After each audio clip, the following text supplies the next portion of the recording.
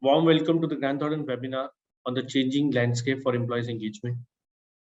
I'm Akhil Chandna, partner and leading global people solution for Grant Thornton Bharat. I have an overall experience of 15 years post qualification. I'm moderating today's session and looking forward interacting with you all. Let me introduce our esteemed speaker and panelists for today's session. Shruti Gupta is a director with CFO service at Grant Thornton, and she has an overall experience of 15 years in guiding clients on designing and implementing solutions, including HRMS and payroll. Rashri Sarna is an associate director with CFO service at Grant Thornton, and she has an experience of 12 years in advising clients across sectors on various tax, social security, and regulatory matters. She specializes in employee taxation with focus on compensation and benefits. We are delighted to welcome our panelists, Mr. Rajiv Kapoor and Mr. Dinesh Ramamurthy. Let me begin with an introduction of Mr. Rajiv Kapoor. Rajiv currently heads HR function of Minda Group in the capacity of Executive Director, CHRO. Before moving to his current role, Rajiv was working with Group for Security as a Director HR for India and Bangladesh. And prior to that, he was with Fortis Healthcare as a Chief People Officer. Rajiv, through his association with Confederation of Indian Industry, continues to contribute towards creating an environment beneficial to the development of industry at large. He continues to be a member of many communities. I think there are many, I can't even take the names. So thanks, Mr. Rajiv, for accepting our invitation and sharing your thoughts. Now moving to our next esteemed panelist, Dinesh Ramamurthy. He is the Chief Human Resource Officer at OYO. He's a seasoned HR professional with more than 18 years of experience and is passionate about scaling organizations, building the right culture, and developing leaders. Before starting his journey with OYO, Dinesh was leading compensation and benefits in the APAC region for the Coca-Cola company. As a part of his prior tenures, Dinesh has worked with ITC, Hewitt Associates, and Bharti Airtel. He is an alumnus of Tata Institute of Social Sciences, Mumbai. Thanks, Dinesh, for taking time out of your busy schedule. I know OYO is going for a bigger event, but thanks, and we welcome you all in today's session and looking forward to have interaction around various issues. So before we begin, let me share something about the survey which GT has done. The last 2 years of unprecedented times has made us all understand the true meaning of famous saying, change is the only constant. As the pandemic pushed employers to explore and adopt new ways to stay in the business, the Grant Thornton Global People Solution team has carried out a survey to gain insights on the challenges being faced and areas for realigning employees' engagement. I'm very excited and delighted to share the key findings of our survey here. Though we will be discussing key highlights from the survey in today's webinar, different topics which we will be covering. However, the complete survey will be uploaded on the Grant Thornton's website and also posted on our social media handles. So you guys can go and look after once we complete the webinar. So today, basically, we've divided our webinar into 4 sections today. One, we'll talk about human resource management and related activities like payroll, work from home policy, issues around outsourcing, hybrid employee engagement. That's one. The second section will talk about compensation and benefits, because we've seen, the normal compensation structure is not a normal now. There's a lot of changes have happened. People have different expectations from their HR in the companies, whether it's a service industry or is a manufacturing hub. Third, we'll talk about employee movement, because I feel this COVID has impacted the maximum is on the movement of employees, whether it's domestic or international. Fourth, we've divided into the new labor codes, which is, I think it's in every HR's or legal functions mind that how the companies will transit seamlessly to the new labor codes. So let me begin with the first section of our webinar, which is human resource management and payroll. The first important aspect, which we will be covering is work from home. Whether I think we believe work from home is a new normal or not. It's interestingly, let me talk about the findings of a survey. The pandemic has shown the organization a new way of business with the flexibility of working from home and still be productive. Our survey has shown more than 55% have implemented a work from home policy, while 11% are still evaluating. While work from home provides a lot of flexibility, however, it comes with its own set of challenges like sustaining employee engagement, tracking productivity. I'll just pull in one of my speaker expert here, Shruti, to share a few more insights on challenges which she might have been seeing while handling her clients during the pandemic times. Shruti, over to you. So, during the pandemic, we saw various challenges that our clients had faced. These ranged from technology readiness to have infrastructure and to support employees. A couple of our clients who operated in multiple shifts servicing their customers around the globe used common IT infrastructure between shifts.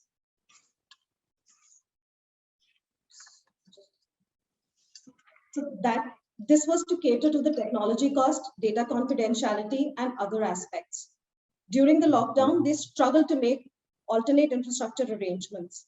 As there's a famous saying, necessity is the mother of all inventions. Necessity is the mother of all inventions. Both organizations and workforce have evolved, and this work from home has become a new normal. However, to cater to all the challenges you just mentioned, there is a need to put a detailed work from home policy in place along with the infrastructure. For the client I was talking about, they developed a special workforce management tool to monitor their employee productivity, which is key to their nature of business. Pandemic helped the client innovate, and it has not only helped them track employee productivity, but also reduce their overhead for overtime allowance calculations for payroll purposes. Thanks, Shruti. What I've understood from you, initially there were a lot of hiccups because, as we said, change is the only constant, and I think you mentioned necessity is the mother of all invention. But now the clients are picking it up, and and this is something which has become a new normal. So let me ask Mr. Kapoor, please share your experience on how you manage effective workers engagement over the last 2 years, and how do you see technology playing a role in your sector where work from home is not an option? Mr. Kapoor, do you agree with the term new normal, or you have a different thoughts? I think you're on mute, Mr. Kapoor. You're on mute. Yeah. Thank you, Akhil. And of course, I come from a manufacturing organization right now, and I have a different term for new normal. I have a term which is now normal. So it is no longer new. It's been there for 2 years. It's now normal, and this is something which we now need to fully adapt and adopt. So basically, things have really changed from March last year onwards.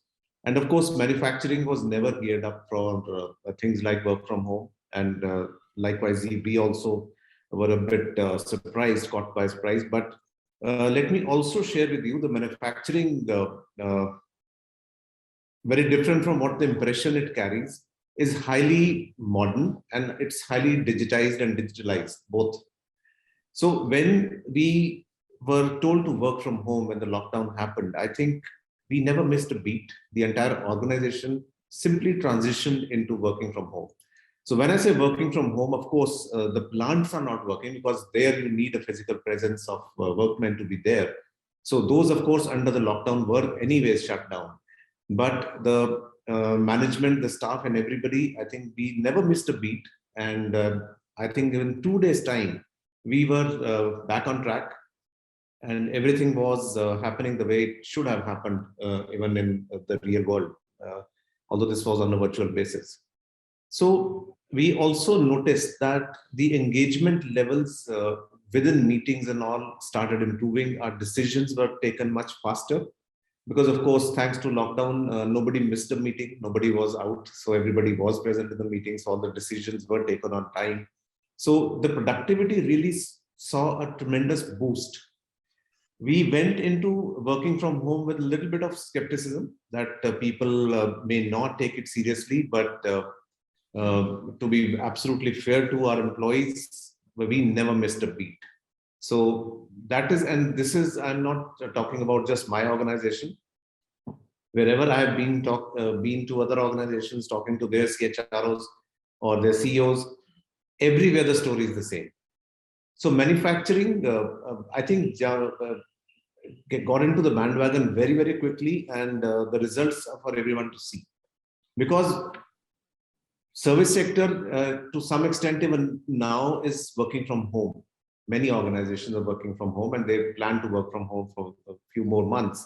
But we at manufacturing, and similarly, because I am ex-healthcare, healthcare also cannot work from home. We have to be there on the ground. So I think a lot of new ways of working were found out during this time. And to everybody's delight, I think people really picked up the digital lifestyle very well. There were challenges in the beginning, but I'm also happy to share with you, even the people who are no longer in that learning phase of digitalization also are absolutely fully adept at attending virtual meetings and handling things on a digital platform. So that's a great place to be in right now. So I think what brought the changes, what it brought into our system, we became completely contactless as far as the management of attendance and management of health records was concerned.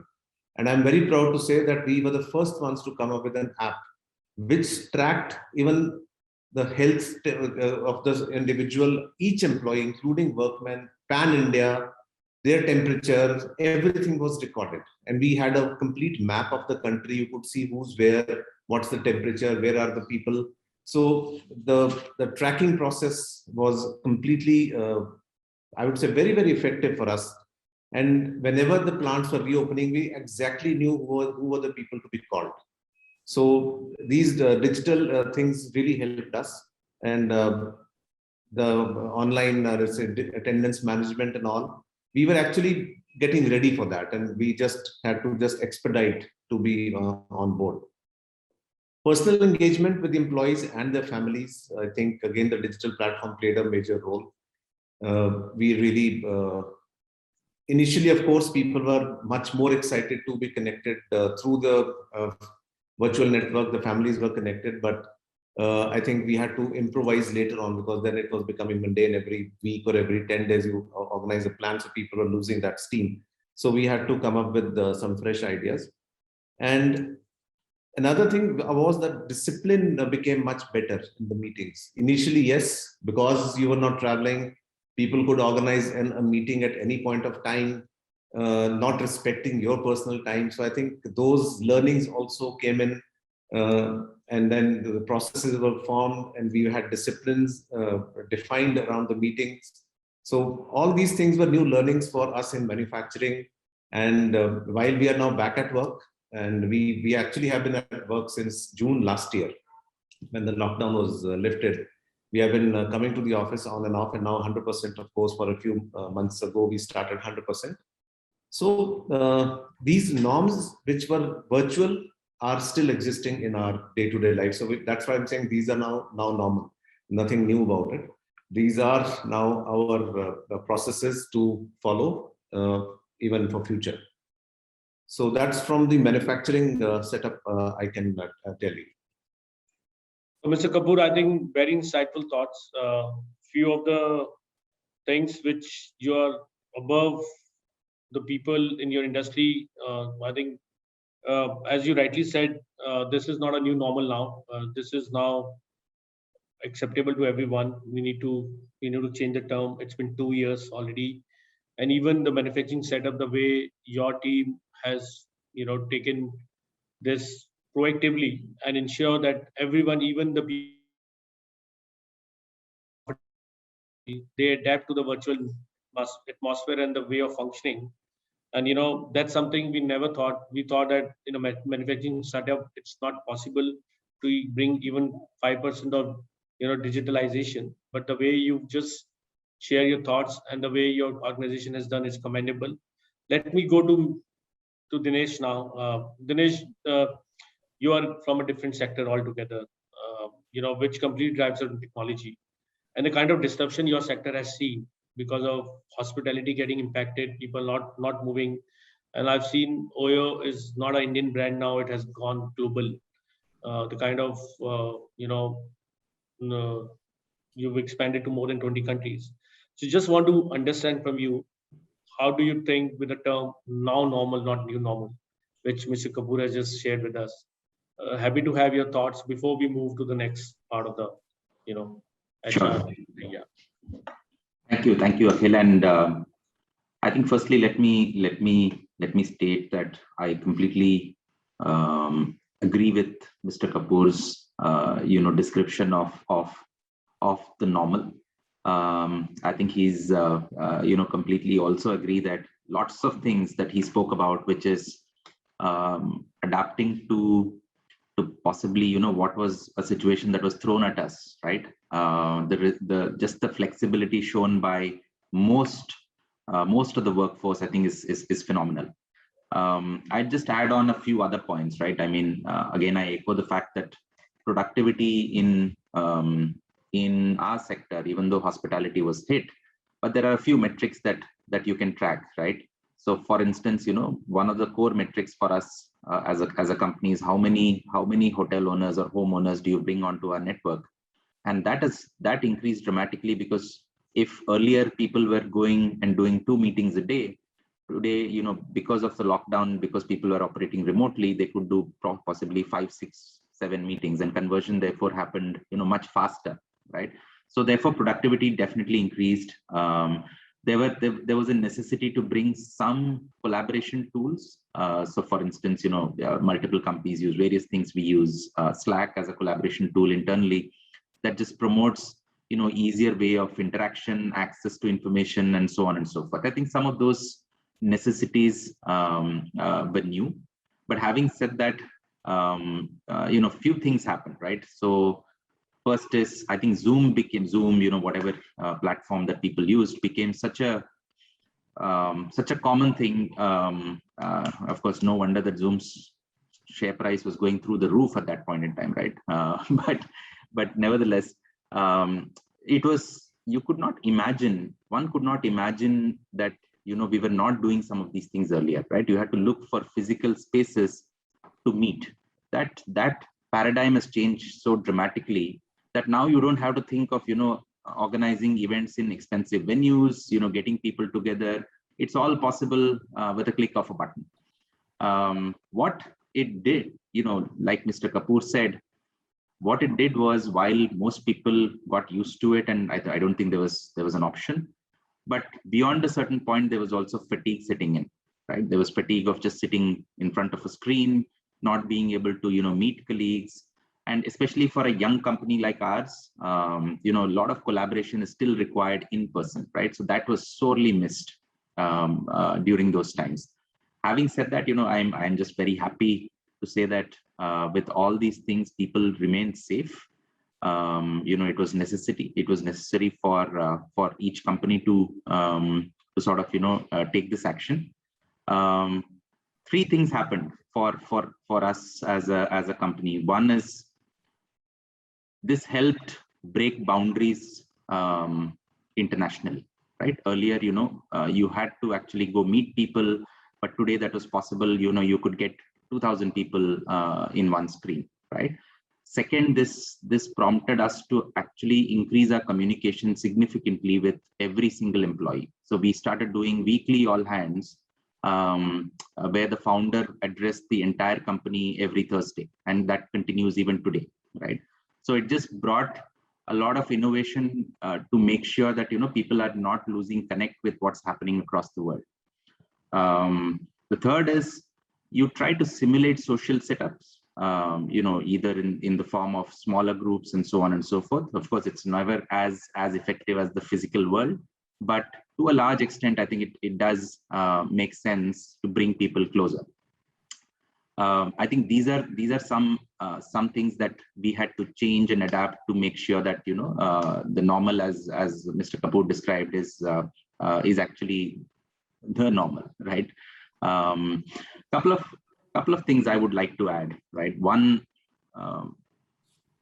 the aspect of discipline.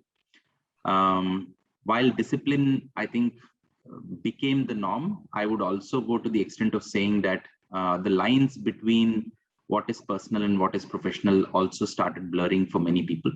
Work encroached into personal time, so you had to actually communicate to people to say that it's okay for you to block calendars and say, look, I need to take my child for something, right? I need to sort of manage my personal stuff at a certain time during the day, and these are things that had to be changed, and that was a break from the usual norm of whatever you do in office.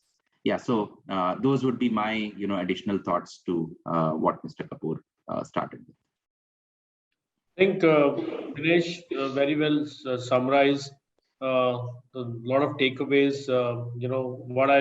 What I really liked it. One of the things which you just mentioned, it helped break boundaries globally, because earlier to deliver or to work on any project, it was a mandate to travel. But now because of this now normal acceptability, and it reduces a lot of traveling time and a lot of energies which can be diverted towards more productivity.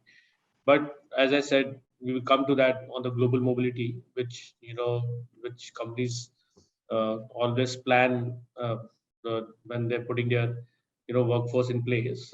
However, especially in your kind of industry, hospitality, the presence of a person matters a lot. So there also we've seen changes when we go to the hotels these days. The people don't prefer to physically they want to have a contactless everything, whether getting the keys or on the mobile. Because recently I've visited at check-in, I've seen the keys comes on your mobile, you just scan your mobile for those 3 days. So those innovations are happening, and then so when you check out, all the excess will be taken out from you. So things are happening to ensure as much contactless as possible. So I think a lot of discussion we have now. Moving to the next important aspect, which has come out from a survey, is around HR processes and employee engagement. As we said, this now normal is Dinesh also mentioned, and then even Mr. Kapoor mentioned that people need to spend a lot of time on the screen virtually.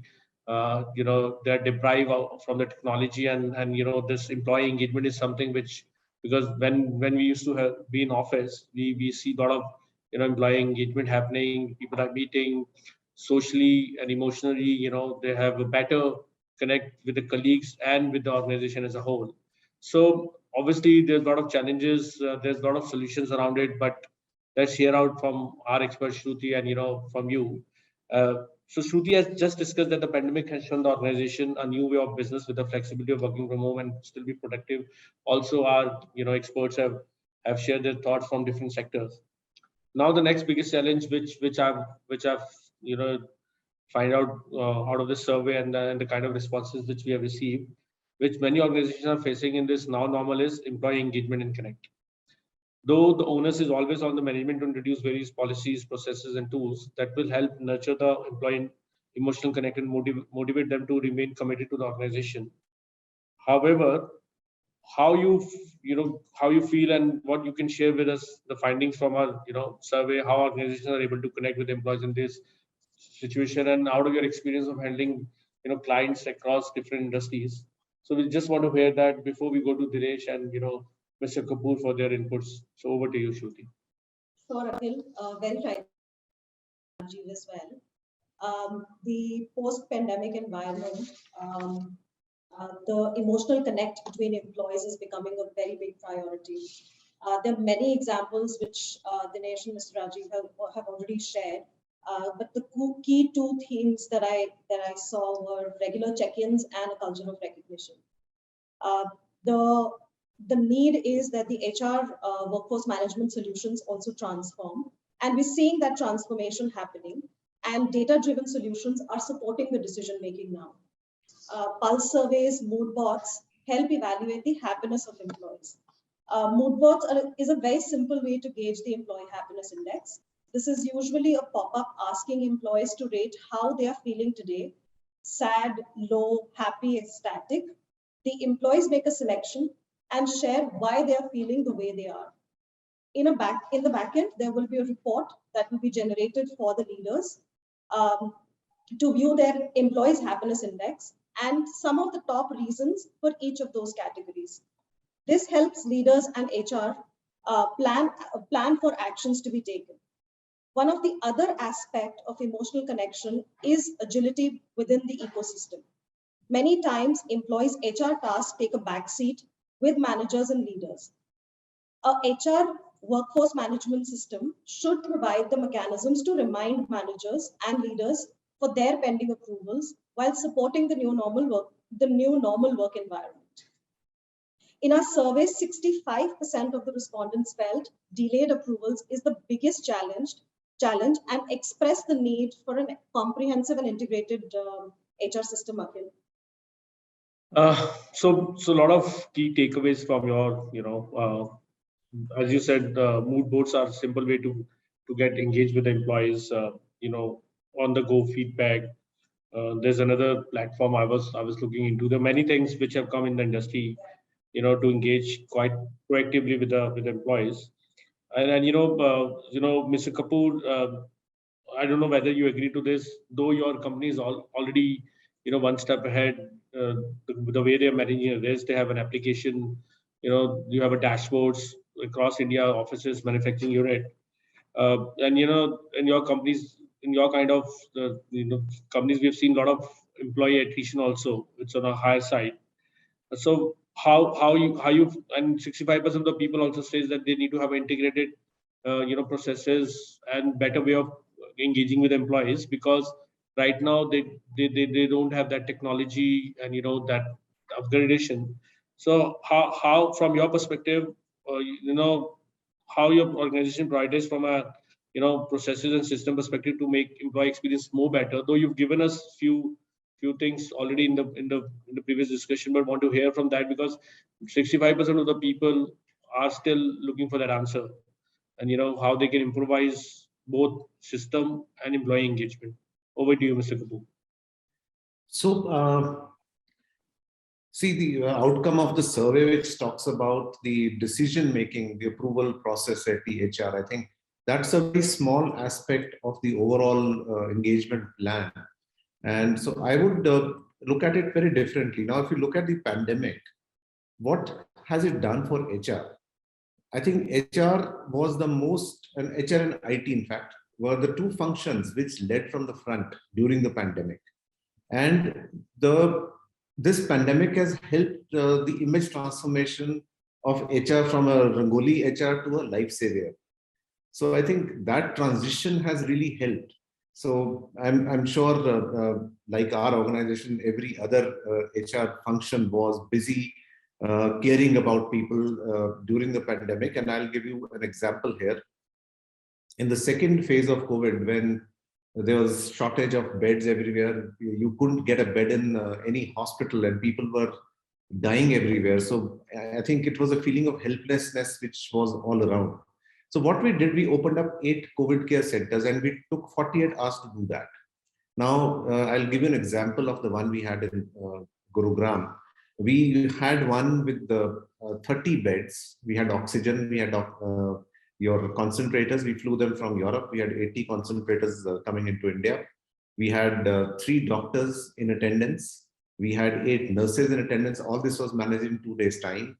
And we had an ICU connect, because obviously we had a care center. We couldn't cater to serious patients. So we had a connect with a very large hospital chain, and we have a running ICUs and an trauma center. So we were constantly connected with the online team of very capable doctors who could handle any emergency we would face. So all this changed the entire landscape of engagement. Saw that organization is doing. Now, we could have also launched various policies and all those things, which we did to some extent. But what ultimately matters for the employee? Very, very simply, if I look at it, it is the employee has to have that confidence that whatever happens, the organization is standing right beside me. That is one. Second, the organization has to have a very clear resolve that whatever it takes, I am going to stand next to the employee. So if these two messages are there in the organization, I think the engagement levels will never fall down.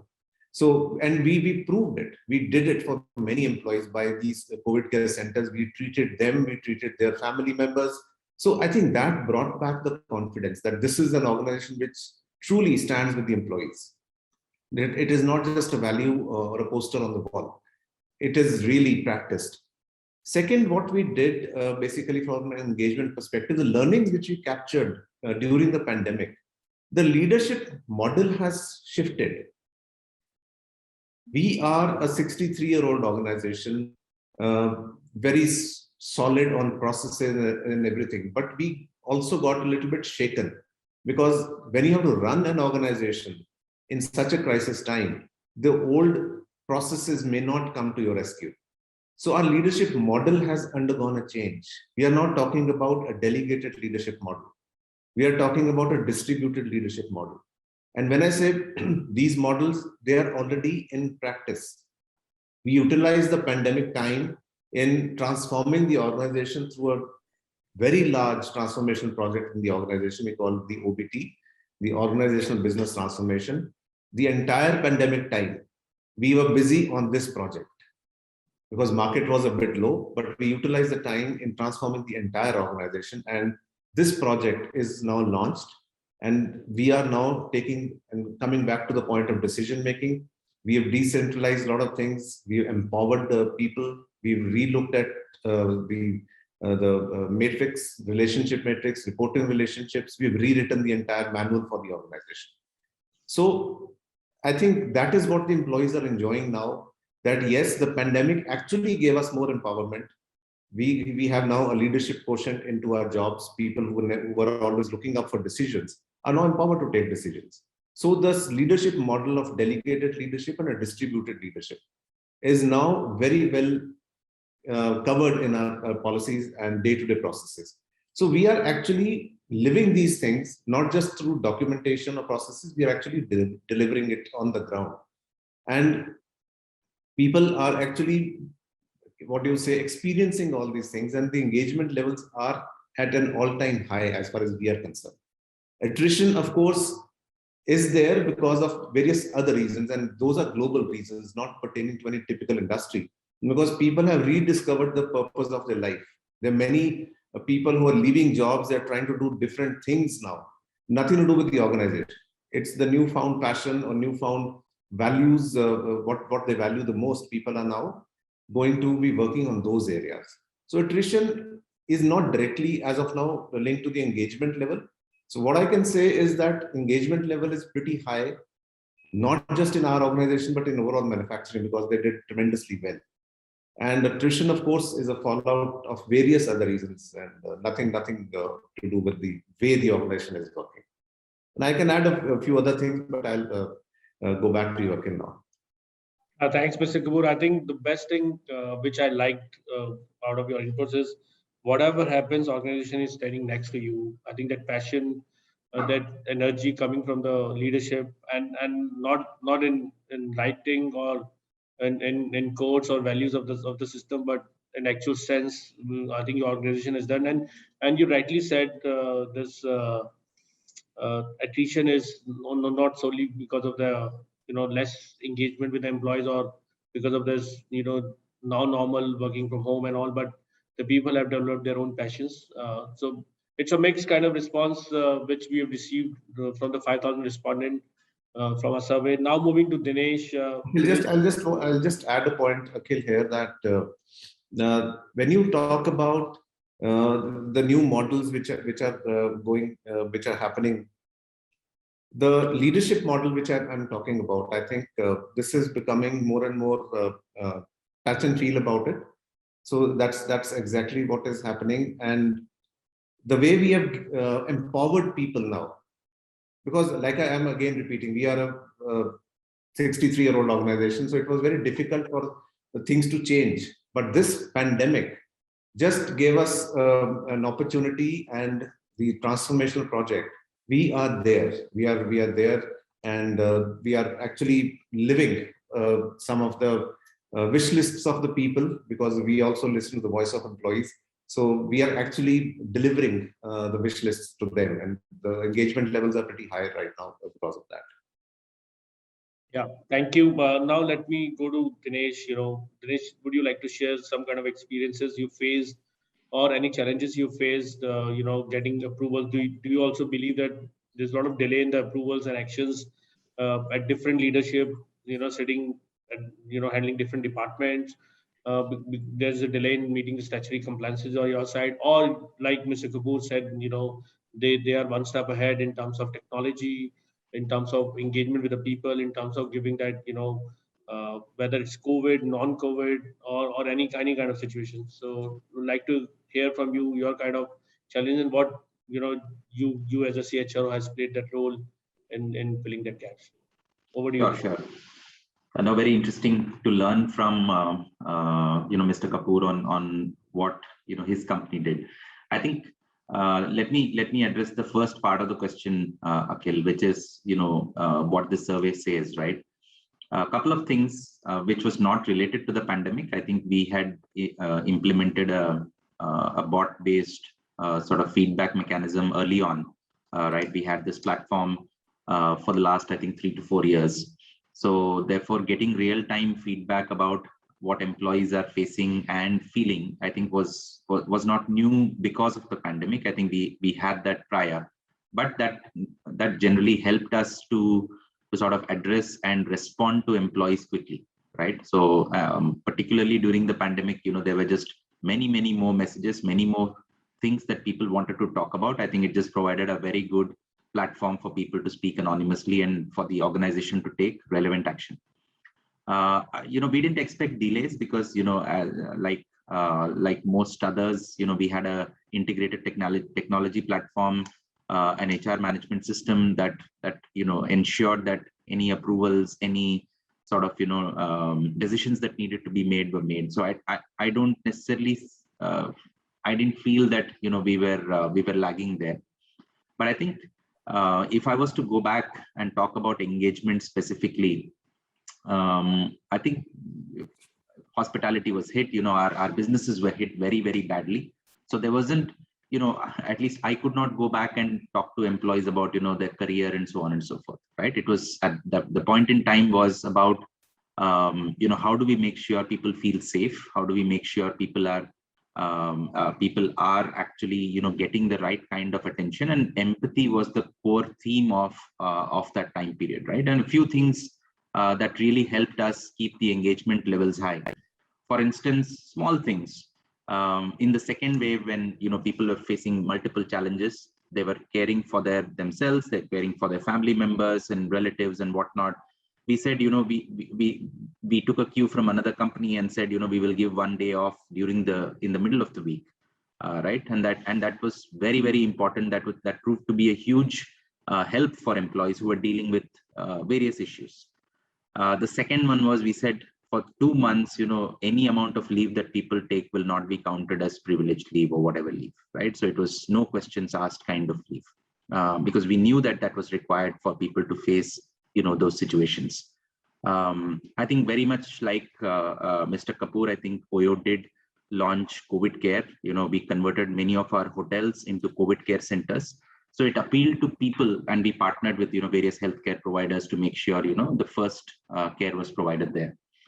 We also did a few things. There was a welfare fund that was created. We launched a campaign. We collected money, and this money went to not just employees, but also our hotel partners and their families wherever they required support to take care of COVID related situations. I think 2 other things. One is, look, while this was a period where employees were dealing with multiple things, already tough, on top of that, they were not able to meet each other. I think mental health was a huge area of concern, right? People needed people to talk to. So we launched this program where we tied up with a leading service provider, and that provided telecalling in an anonymous way for people to just talk about anything under the sun, right? It just helped them vent, it helped them release some of that stress, and that became a big focus area. Two unique things, and personally I feel good about it, even though the situation was difficult. I think this was one place where we had to ask people to also sacrifice a portion of their salary, right? Because the company was going through a tough time. But in lieu of that, we granted stock options to everybody, right? And stock options not just to employees, but also to alumni who unfortunately had to leave the company at that point in time. And therefore, today, probably more than 12,000 people of OYO are actually stock ESOP holders, right? One of the biggest coverages that we had. It was during the pandemic, but this is a small thing, a token that we could do because that was in our control to do that.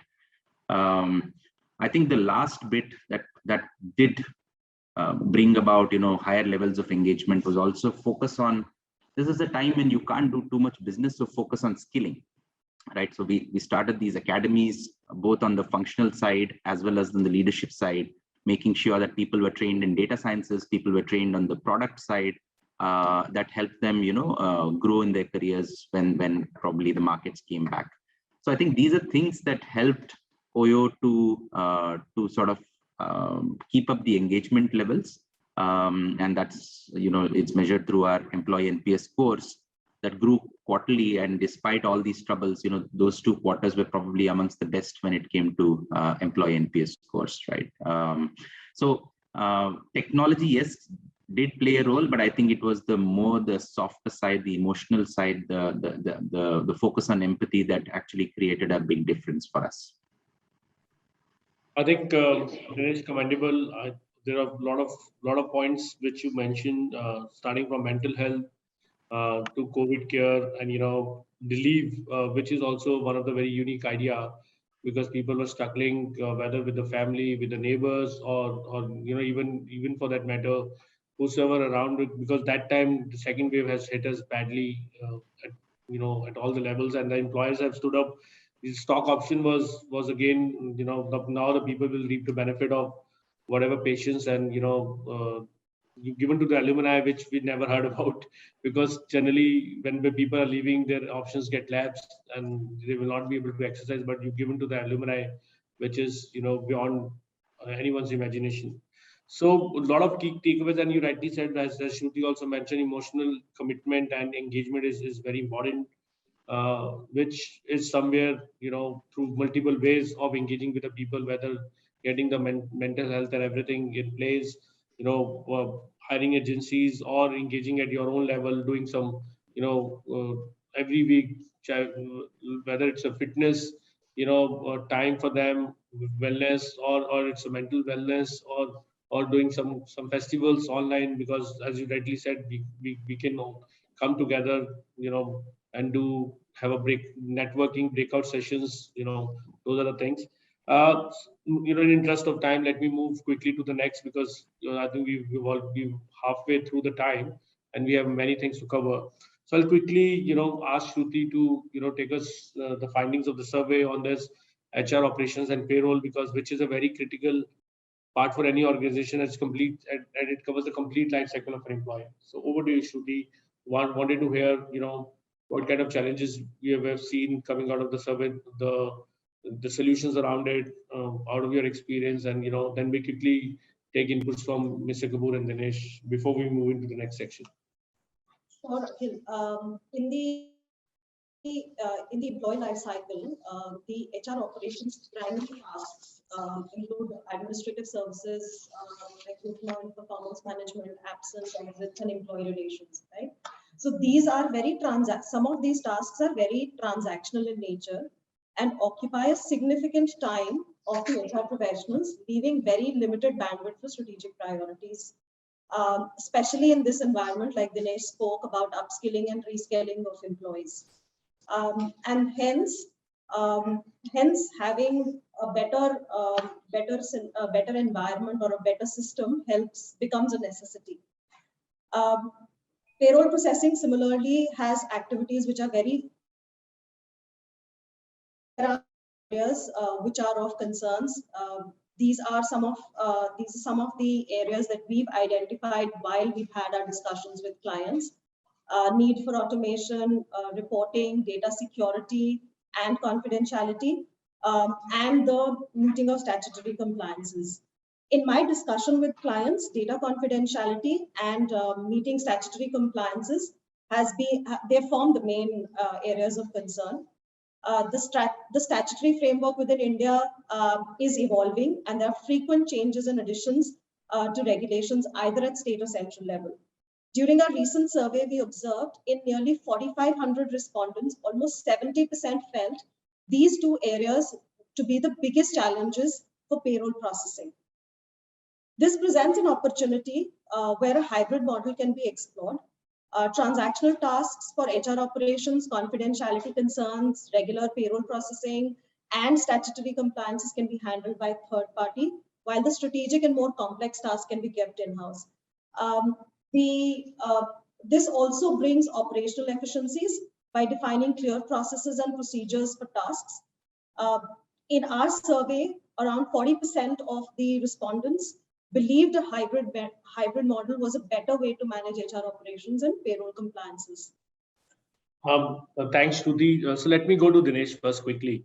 So Dinesh, do you also agree the findings of the survey that hybrid model is the best way, considering that today's situation, and even from the main payroll and compliances, better way to manage payroll and compliances, and biggest challenge which people feel in the payroll processing is meeting statutory compliances, looking into the entire thing.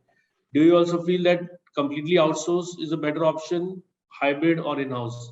And what challenges you might have faced, and what strategies you might have put in place to overcome during that, not the pandemic and otherwise also. We just want to have your view on that. Yeah, I think if we are saying, if you're calling a model where there's a small in-house team that's providing guidance, leadership, and setting the policies, procedures, and then there is a partner that's basically executing, if that's the hybrid model that we're talking about, yeah, I think that's that seems to be, at least for us, the right model. It's easier because you don't have to have armies of team members doing something that can potentially be done by experts in this area. Now, I think what clearly is critical here in managing this is a solid technology platform that enables seamless flow of data and information, right? As long as that backbone is established, and for example, at OYO, we also use the time probably a little before the pandemic, but it got accelerated because of the pandemic, was to create more like a shared services environment, where we brought together three functions, which is finance, HR, and our procurement functions, bunch them together into what is called the shared services or the business services model. That helped us get much more efficiencies, laying out process, and also a lot more cross-functional collaboration, which in the previous sort of siloed way of working was not the most optimal. But here it brought much more benefits. But having said that, the ecosystem, at least when it comes to payroll, is fairly, I think, evolved. There are multiple options that one can go with. But when it comes to managing operations, I think, at least our experience has been that majority of the operations activities are still sort of not fully outsourced yet, right? And that's not because we don't want to do it, but that's also because the partner ecosystem is, especially to manage environments in a fast changing company like ours, I think it's a little bit challenging. Once we reach a certain stable state where things are a little more defined and structured, I think it'll become easier to also probably move into a hybrid model as far as operations is concerned. I think that's one challenge we are grappling with. I think it's not the ecosystem's fault. It's, it's, for example, we keep changing our org structures every few months, right? Therefore, workflows change, and hence it's not easy for most service providers to adapt to it. But other than that, I think it's, I feel the survey probably, it resonates what we are going through at OYO. Thanks, Anish. I think moving quickly to Mr. Kapoor. Mr. Kapoor, do you agree with what Dinesh and the survey findings are? And you have something to share quickly, whether the hybrid model is something which works, or there's something else in-house also, because 41% people say that in-house is something also working seamlessly for them. Happy to hear your thoughts on this. So, no, I completely agree with what Dinesh just mentioned, and also with the slide on this survey. So hybrid is the way to go. And obviously 41% population which says in-house, obviously depends on what kind of industries they are running and what kind of operations and the size of their operation. So it all depends on that. So hybrid is the only way to go forward, because I think the HR team or they need to focus on much more productive things than doing mundane transactional work. So hybrid is one, and that also supports in your compliance management. I think because they are the experts, and here we don't have to depend on any novice who's just joined the organization and creating an issue later on. So it's better to leave it to the experts to handle that. So while I say that currently we are not outsourced, we have not outsourced these things, but we have a clear plan of doing that. Like what Dinesh just mentioned, we are also working on the shared service model. We don't have a immediate plan for this year, but in the next 2 years' time, we are now getting ready, because we are also very vastly, not about 72 operations in India, but we have got 7-8 operations outside India also. So which talks about finding the right partner who can take on the entire work together. And of course, the data security is of prime importance, especially with the new laws coming in, the IT laws coming in. So we are a bit, I would say, strict about finding the right partner, because we want to be very, very clear that we work with the right partner on compliances and data security. So these are the two key aspects which we would be looking at. But we just started the back office kind of work. We've started doing that, collecting what we need to outsource. And then in the next 2 years, we will have a shared services within our system and an outsourced model. So plus, of course, the internal work will continue to happen. So it will be a hybrid kind of a model we also are looking at. Understood. Thanks.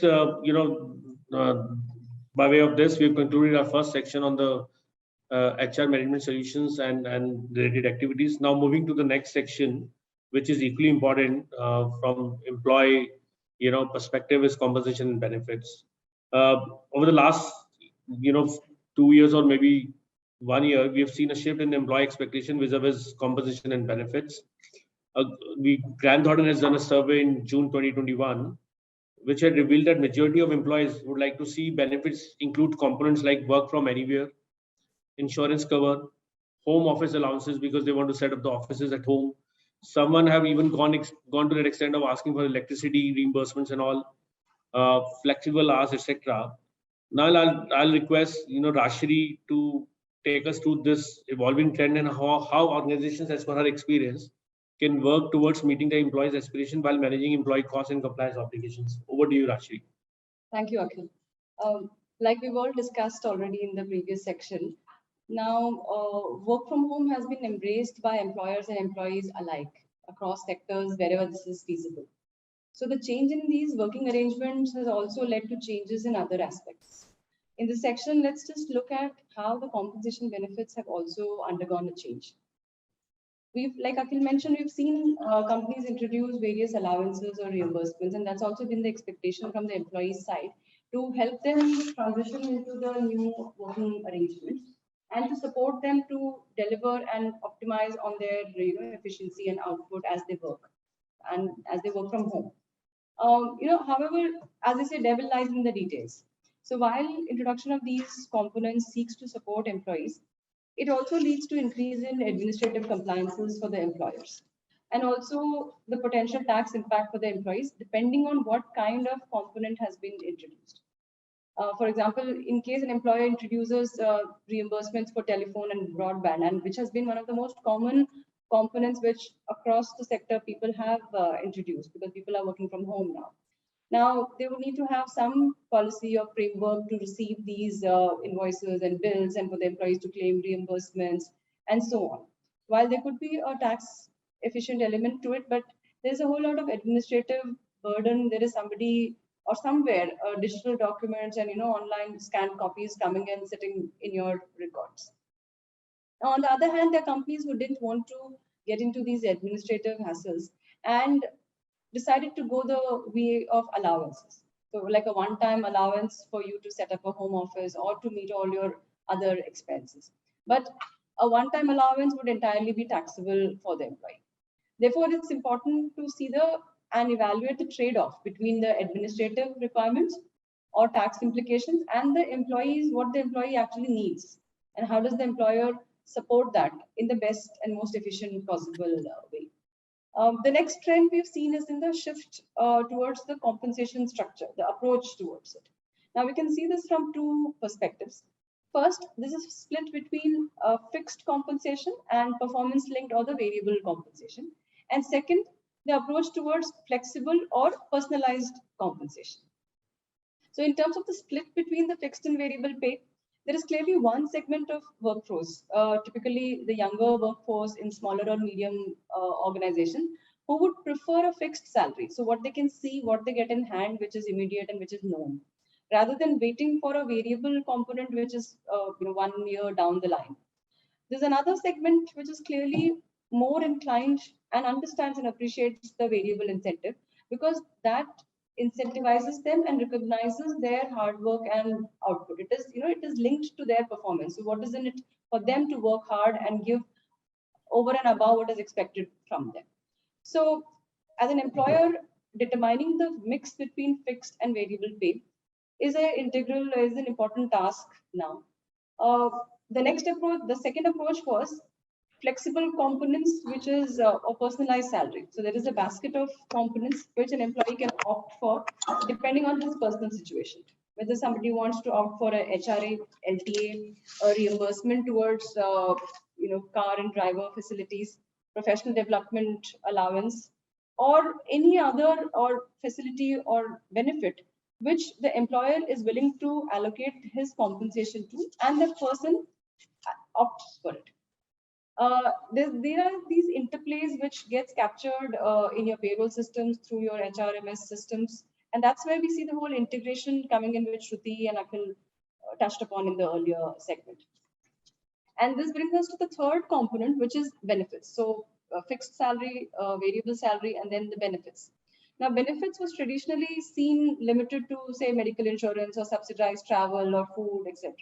But now we see employees assigning a much higher priority to other qualitative elements like insurance, higher insurance cover or accident and life insurance cover as well from the employer, flexible hours, health and wellness related support, and more importantly, now we are seeing a large segment of employees also appreciating the value of long-term incentives such as ESOPs and retention bonus. Therefore, the HR function will have to factor in all these incentives while designing their compensation philosophy, and employers will have to relook at what they call as the employee compensation cost. I think, Rashri, you've covered most of the things. We've seen the kind of expectations which people have come out during the time of pandemic, whether allowances for office setup, new handset, broadband. There's a lot of things which HR has discussed about fixed and variable. In few organizations, we've seen that variable has been deferred when it was the first year of pandemic. In the second year of pandemic, the variable is given twice. There's different kind of benefits. I think Dinesh and Rajiv already talked about the organizations have gone beyond profit. Their concern was people. So people over profitability was their, main objective during the time of pandemic. And things have done.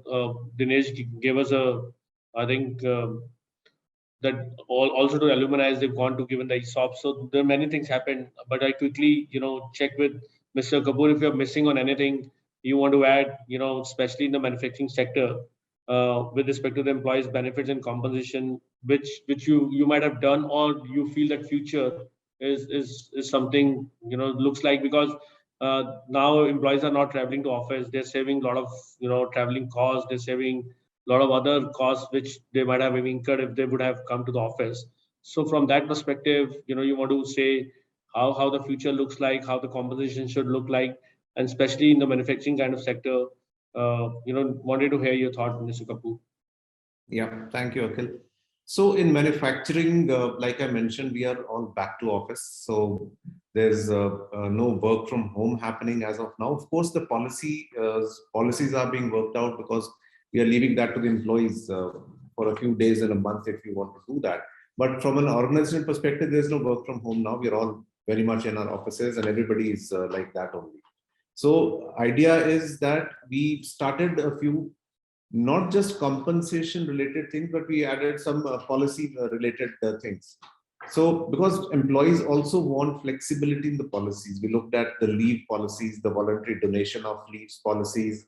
So how you can share your leaves and how you can avail your leave. So we eased out all those things. We added broadband as a reimbursement, which was earlier only up to the mobile phone. So these are things done by every other organization. The major focus has been, Akhil, is on the mental wellness. So while many organizations have given subscriptions for your wellness apps and all, what we have done, we've taken an organization-wide subscription and everybody is logged on to that. And we regularly have, almost on a weekly basis, a health talk, and not just by a pretty, I would say, inexperienced professional. We get very professional clinicians to come and talk. So that is happening, and on mental wellness, on psychological areas, on physical health areas. We just had a heart camp last Saturday. We had it. So these things are happening now, and people are now becoming more and more concerned about the healthcare. We are talking about setting up gyms within the organization so that people can focus on getting disconnected from the work area, because work will always continue. There's no end to that. But how do you disconnect? How do you de-stress yourself? So special library areas, special coffee sections. So all those things are happening in the organizations. The structure of the payroll, I don't think that is undergoing a major change as far as manufacturing is concerned, because these changes were anyways going to happen. And whenever you talk to a young employee, more fixed than variable, more in hand than in future. So those have been there and nothing to do with the pandemic. So I think that is a balance which we will have to live with, and maybe explain to the young generation also that it is good to save for the future. And look at the government now acting. Now, the things which were very tedious earlier, let's talk about the Provident Fund. The Provident Fund account and the UN number, since it has come in now, the account transfer also has been very much simplified now. So there's no hassle now. So that doubt which was always there around these government funds is no longer there. They're actually secure. They earn you more than the banks or the fixed deposits. So I think the communication to the young generation should also be hastened up. Youngsters need to understand that it is good to save money in the government related funds also. And hats off to the government. They're also making it simplified processes, very good processes. It's online, you get a message, you can work from your phone, you can get to know your amount, you can withdraw that. So I think things are becoming much better.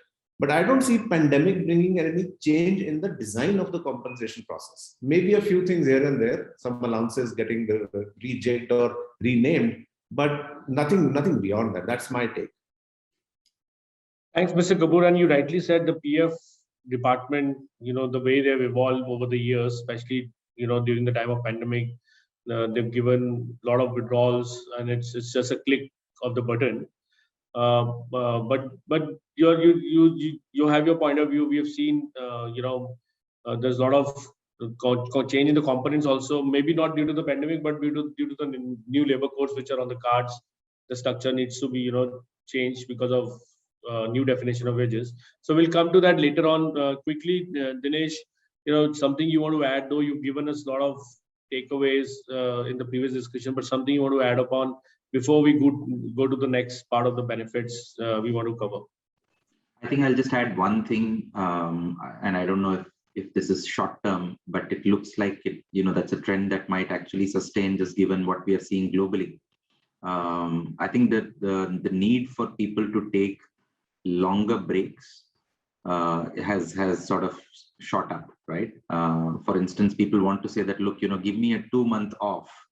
Let me try and do something. I mean, there are sabbatical policies and whatnot, right? But just the frequency and the intensity with which this has started coming is new.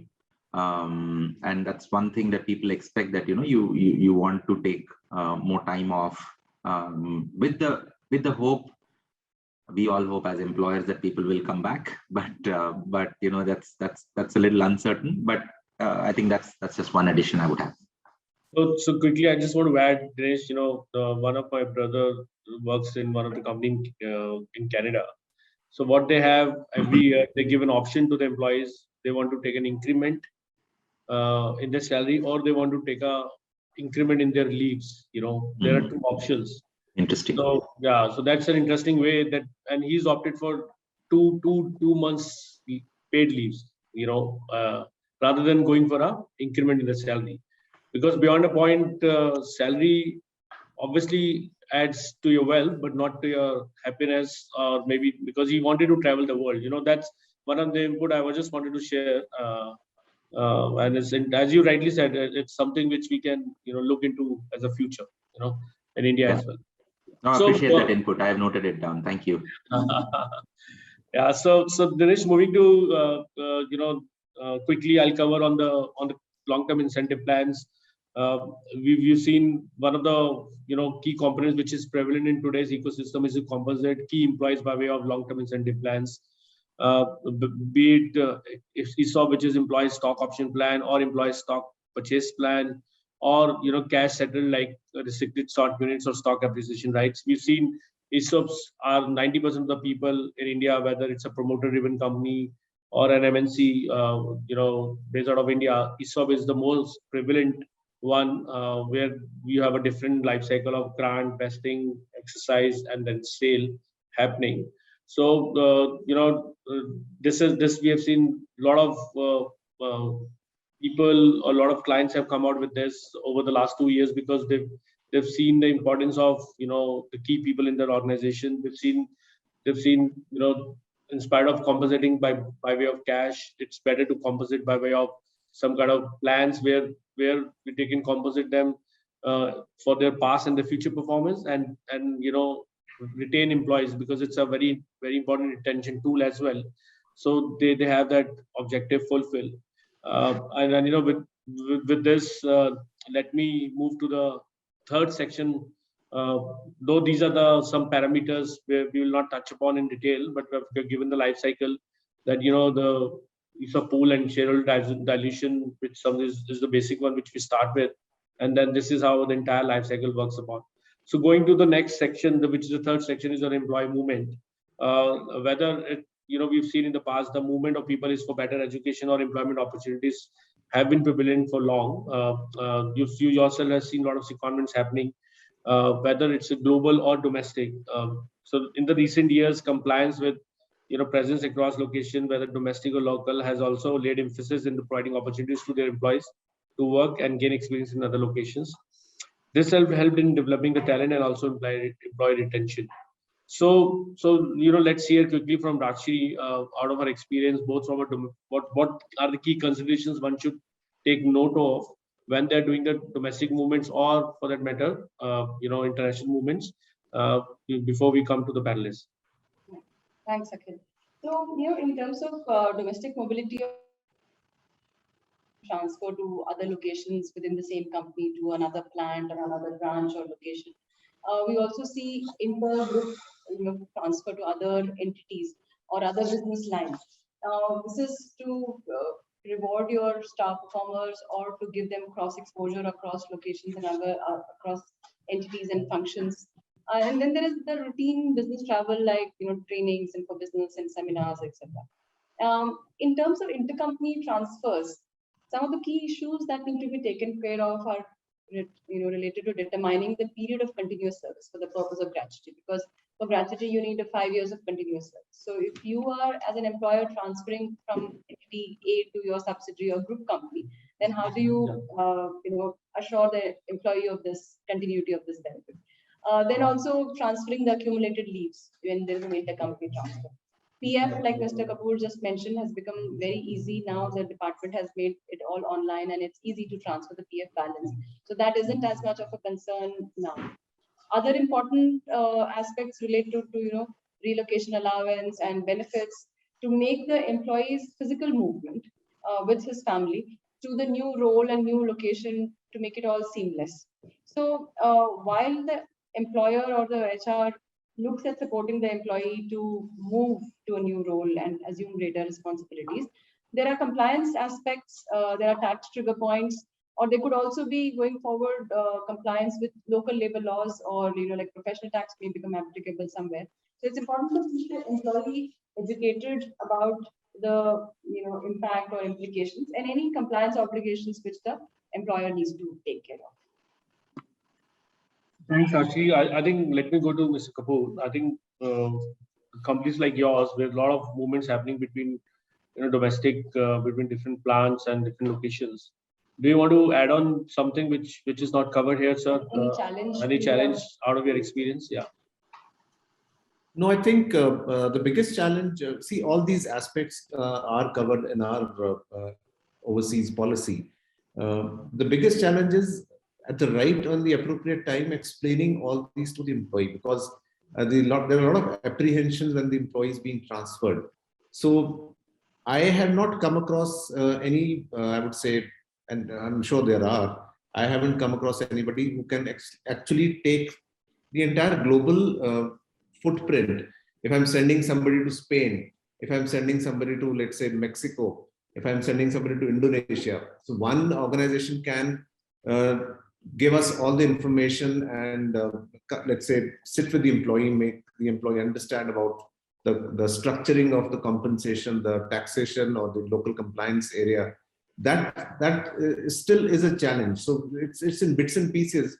So you are a consulting organization, maybe I'm sure you would have this facility. Maybe we haven't spoken on this, but this is something which comes as a challenge. Rest, I think all these aspects are taken care of on the compliance angle, the local taxation angle, and of course these areas are extremely important. And I'm reading the slide as I speak. So almost all these areas are covered in our policy. Happy to note that. Thanks, Mr. Kapoor. I think let me ask Ashi to cover quickly on the global movement before we go to Dinesh to ask about his inputs and any points he wants to highlight here. Yeah. Right. I think in terms of the last 2 years, global mobility has definitely taken a hit. Everybody is comfortable working from home and video conferencing. But then businesses as human spirit are resilient. And recently we've seen green shoots over here, and as countries open up for business and travel, we've seen people come into India actually. Now, as companies explore new markets and business going forward, they will slowly begin to evaluate, again, providing these opportunities for employees to work in overseas locations. Now, in case of global mobility for employees, there are 3 key aspects to be kept in mind. First, of course, the immigration.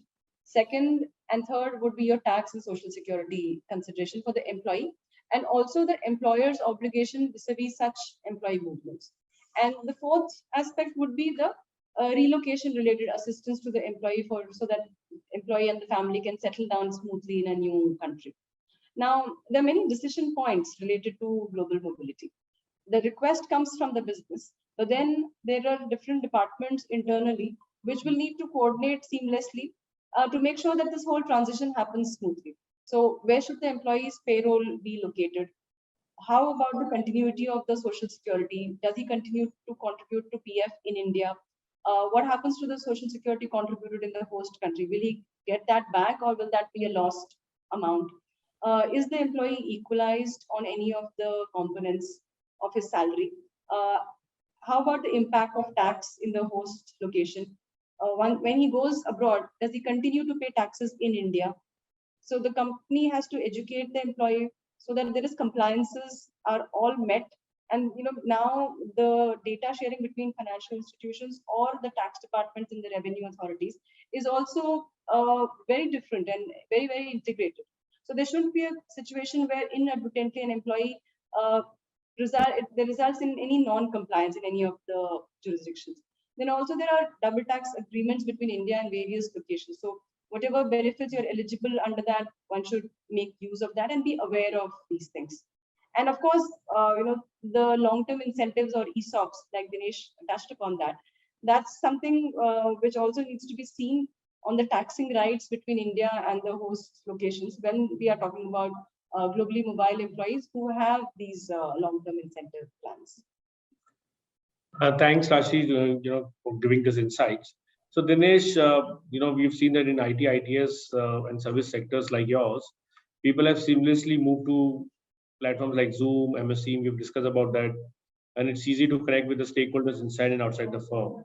How does this impact employee mobility? Do you think there's a future about that? I want to understand from you your thoughts on that. Yeah, I think it's a good question. It's an important one. It'll be tough to say, or let me put it this way. I don't think we can ever stop employee movement, right? I think that's just going to, it'll be, yeah, the numbers may reduce. You'll probably will be a lot more planful, thoughtful on why, and do the due diligence on the business reason to move. But stopping employee movements, I think, is not just good for the business at all. I mean, at least not for us, right? So that'll continue to happen, but the intensity will decrease, is how I see it. But having said that, 2 or 3 things. I think you've covered most of it in your survey. The one tricky part really is, especially for a company like ours, where a lot of people hold stock options. Just attributing tax, based on where it was granted, where it vested, right? And therefore, how much tax is due when you exercise in the host country or the home country, and so on and so forth. I think that just creates a lot of complexity. It's not easy for the employee to understand. And I'm sure, I know that we don't do a very good job of explaining that, because it is not the easiest subject, right? So there is always this, that one part that is complex. The second part really is on how, the mobility policy is defined, whether it's a build up on the home country plus, or it's actually you take an approach where, you go and say that, I'll treat you as an employee of the host country and therefore treat you exactly like that, but pay for some upfront costs and so on and so forth to help settle down. And the third and very important thing, especially for us, where I think, we are still struggling to get hold of good partners, and Mr. Kapoor alluded to this, is actually what happens when you relocate, right? The hand-holding period of at least, the first couple of months, that's where that makes or breaks the employee experience, and therefore, how quickly the person can become productive. So things like, how do you help the person find the right house, school, and social security number or whatever equivalent that's there, bank accounts, etc., etc. I think that is a critical part which we tend to miss. The rest of it, you end up doing it in one way or the other. And this is also a place where the ecosystem is either not, it's there, but for many countries where we operate, we have to go through second or third level partners of the main partner, and that's where the experience breaks for the employee. But I, from a mobility perspective, it's come down drastically, but it at least I don't foresee that it will completely go away. I think you gave me give me a hope to continue, focusing on this SME as a leader of a global people solution.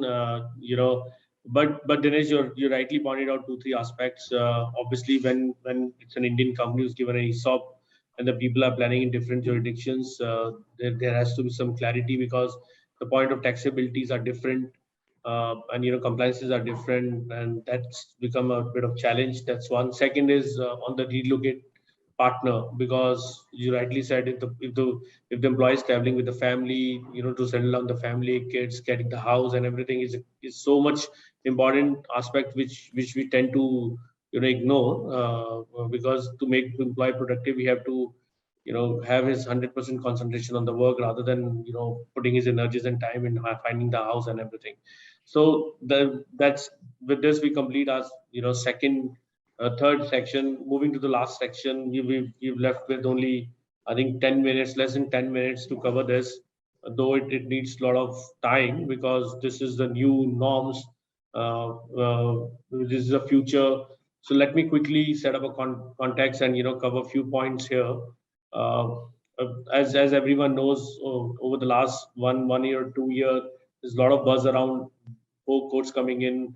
So let's talk about what these 4 codes are quickly, and how it will impact each and every organization, irrespective of the size, irrespective of the sector, irrespective of the industry they work in, because it has both financial implication and operational implication on each and every organization.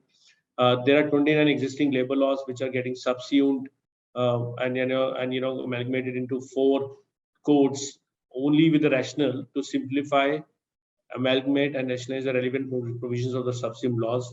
There are 4 codes: the code on wages, which basically talks about the concept of minimum wage, new definition of wages, which have a far-reaching impact on the P&L of each and every organization, because all the retirees will be computed on that.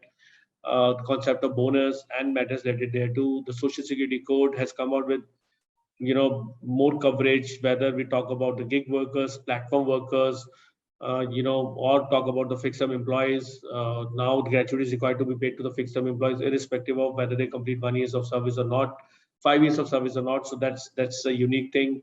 Even they've extended this to include the contract workers, because as a principal employer, you need to ensure the contractor is giving the gratuity and other retirees to the contract worker. Otherwise, the obligation comes onto you as a principal employer.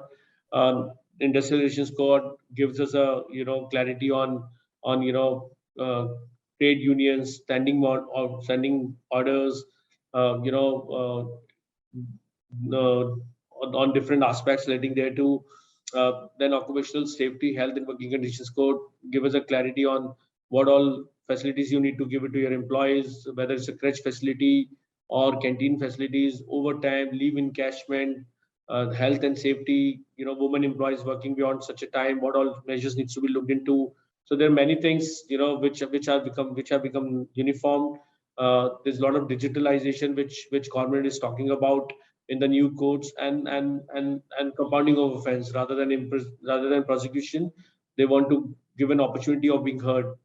So it's more towards enabling rather than just the way, because we know after independence we've not seen any changes in the labor laws. This is a new hope which government is coming out. Let's move to the next slide. We'll tell you where we are in terms of the code. Everyone is expecting the date of when the date gets notified and when this will become a reality. So earlier it was 1st April 2021, didn't happen. Now there was a speculation of 1st January, but again we are left with only 1.5 months. It's not possible. The government has to give that much of time for the people to do the transition. So 1st of April 2022 is something we are very hopeful that it will become a reality. All the codes have already received president approval in 2020, September 2020. It was the rules were open for public comments and suggestions. A lot of bodies have done a representation for industries. That's already happened. The framework is getting in place. Out of 29 states, only 12 or 11 states have come out with their own set of rules. All the states have to come out with their own set of rules before this will become a reality. So that's the status on where we are. moving to the next slide, I think just giving an overview without getting into each and every code in detail. The key areas for consideration, the payroll compliances first, because of the new definition of wages. Rajshri will talk about the new definition of wages in more detail and length. However, the change in compensation structure is something which everyone has to take care. Otherwise, there's a huge impact on the P&L. Impact of new definition of wages we'll discuss in detail.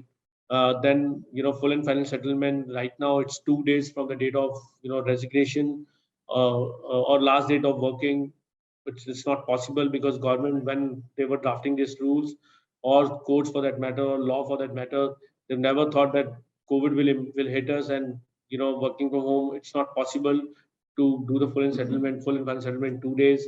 So those are the payroll compliances which one needs to be conscious about. Then there are a lot of HR aspect, operation aspect, where things will have impact, like overtime, leave encashments, because now the employee has a right to ask for a leave encashment every year.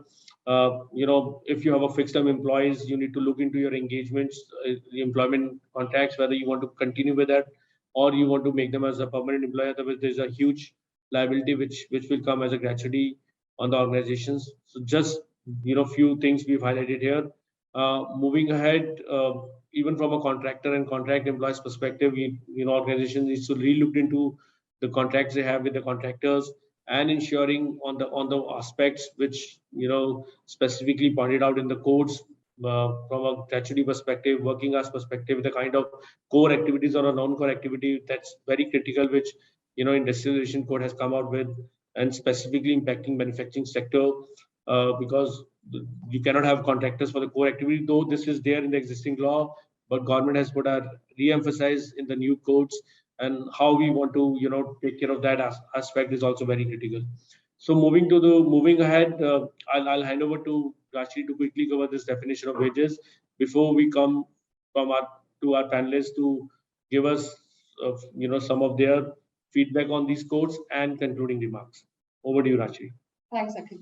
So, in terms of the definition of wages, that's been one of the most significant impact areas under the new code, because now the same definition is carried in all the 4 codes, which is a big change from the current legislations, wherein different acts have different definition for salary or wages. There are some exclusions or inclusions provided in each.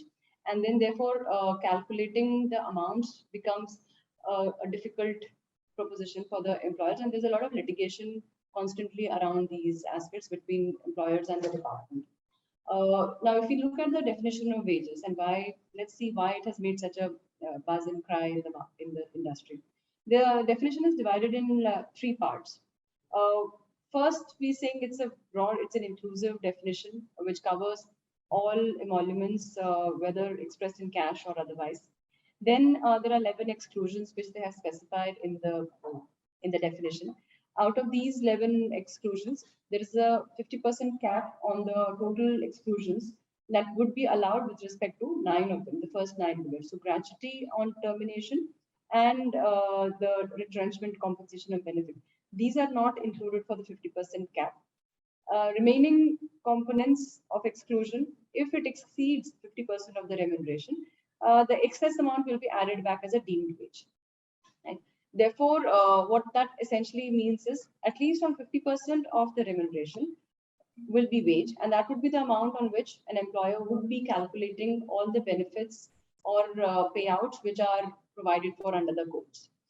There is also a reference to variable to the benefits over here, which says that remuneration in kind, like your transport facility or other benefits, to the extent it does not exceed 15% of the total wages, that will also be included in wages itself, so that to avoid the mischief where instead of giving a cash component, employers provide benefits and therefore reduce the social security benefits of the workers or employees. We've taken a small illustration to explain this concept of deemed wages or the excess amount being added back. Now, if you see in the first case, we have a total remuneration of 25,000 in one scenario, where the specified exclusions are less than 50%, and therefore the entire exclusion will be allowed. And the wage over here would be 14,000. But in the next scenario, where the exclusions are more than 50% of 25,000, the balance 500 gets added back as a deemed wage. Therefore, at least on 12,500, the employer will be required to calculate gratuity, or that would be the reference point for leave encashment or other benefits which are there. Now, let's move to look at the key impact area and what are these benefits which are tied or tagged to wage. First, let's look at Provident Fund and ESI. So the Code on Social Security, it provides that the existing schemes for PF, EPS, ESI, and also EDLI, now these will continue for 1 year from the date of commencement of the codes. Therefore, we need to see whether the wage ceiling, which is currently at 15,000 per month for PF or 21,000 per month for ESI, would that be retained or would that be enhanced, or would that be done away with? It may not be done away with. What is likely is these limits are enhanced. In terms of PF, therefore, the PF for people under this threshold will be with reference to wage. Similarly, for ESI, currently the definition does not have exclusions for HRA or overtime or some of these other things. But going forward, the wage definition will be the same. So therefore, currently some people who are not under the purview of ESI will come under the purview of ESI when the wage definition is applied. Similarly, statutory bonus and overtime payments are also linked to wages. So therefore, the respective state governments would still need to notify the threshold for applicability of statutory bonus or those amounts. And also the floor wages or the minimum wages need to be notified. But all of this will be with reference to wages. And that's how determining wage, and before wage, what is the remuneration? What is the starting point? Becomes very important for all organizations. And this is across sectors, across industries, small company or big company, doesn't matter, because Code on Wages and Code on Social Security is applicable to all organizations. Coming to leave encashment and maternity benefits. Now, here, leave encashment related provisions are in the Occupational Health and Safety and Working Conditions Code. Now, this OSH code and the IR code, this applies to workers and not employees. And there is this distinction between who is a worker and who is an employee, and that's a matter of separate discussion altogether. But broadly, the code provides that a worker would be entitled to encash accumulated leave at the year end, which essentially means that unavailed leaves would not lapse, which is currently the case. So therefore, the leave encashment or the accumulated balance that you're carrying is something organizations need to take stock of to see what would be their potential outflow in terms of encashing these accumulated leaves. Also, most organizations provide the leave encashment on a gross pay. Whereas now, when you are calculating it with reference to wages, you've already provided some of the exclusions, at least HRA, conveyance, or statutory bonus. And there's a smaller amount, which is wage, on which leave encashment will be paid. So for leave encashment, though employees can ask for the encashment every year, but the quantum of payout may reduce. Now, similarly for maternity benefit, the salary under the current legislation is linked to the total pay. Whereas under the Social Security Code, this is also linked to wages. So maybe this is inadvertent, but if the wage definition is applied, the maternity leave would be lower. Now, there are a lot of organizations whom we have worked with where they're choosing to retain the higher payout at the gross pay itself for maternity period. So that's a decision point for companies, really. Now, gratuity, last but not the least, and one of the main areas which would be impacted due to the change in definition of wages. Now, this is because of two reasons. One, currently under the Payment of Gratuity Act, basic wages is the reference point for calculating gratuity. But going forward, it would be with reference to wage.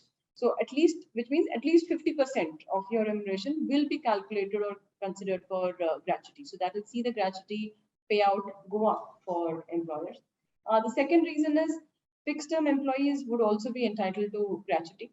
Therefore, if companies have people on, say, project or on short-term engagements of say 1 year or 2 years, earlier they were not entitled to gratuity. Now they would be. So the CTC arrangement, whether gratuity is part of your CTC, whether it is over and above that, how are employers accounting for it and providing for it, is something which needs to be looked at.